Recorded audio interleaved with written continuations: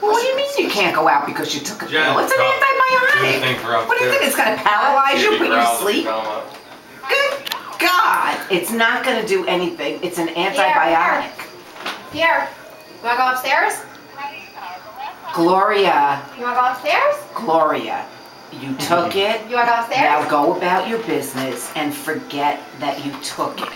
When you wake up in the morning, you're going to have to take it again. So let's, okay, then let's be prepared. Upstairs? Get in your luxury vehicle, drive to the closest store, and get yourself a roll, some bread that you can toast, some crackers, Sorry. something Right now. that, Apologize. all right. Well, you have to eat, and not just a morsel of something. You should take Just it snapped it after when I you walked eat over a to him. meal. What? Well, Here. now you have a reason to eat. You must eat a meal and take your pill. People all over America are doing it as we speak.